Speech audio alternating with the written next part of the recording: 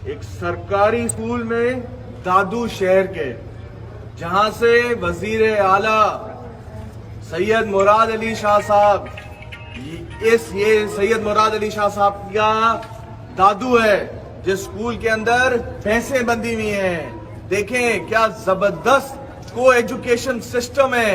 ये देखें आप कैसे बच्चे पढ़ रहे हैं। इस हाल देखें स्कूल का, ये देखें जहां भैंसें बंधी हुई हैं। ये दिया है 12 साल में सिंध सरकार ने सिंध की आवाम को। अभी भी वक्त है, होश के नाखून ले लो। मेरे सूबे के बच्चों के मुस्तकबिल के साथ मत खेलो। अब इमरान खान का नया पाकिस्तान तुम सबको ठीक करेगा। ये देखें, ये बच्चे जो स्कूलों में पढ़ रहे हैं, ये है सिंध के स्कूलों का हाल। देखें, ये देखें, ये है सिंध के स्कूलों का हाल। इधर दिखाओ यार।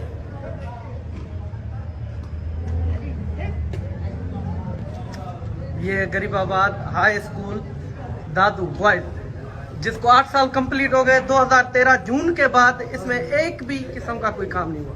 देखें, दिखाएं जी, दिखाएं ये स्कूल, दिखाएं। ये स्कूल है, हाँ बिल्कुल, ये दादू का है, बॉय स्कूल जी, जिसके लिए लाखों रुपए मिले इनको। हाल देखें, ये दिखा अंदर क्लासरूम का हाल दिखाओ,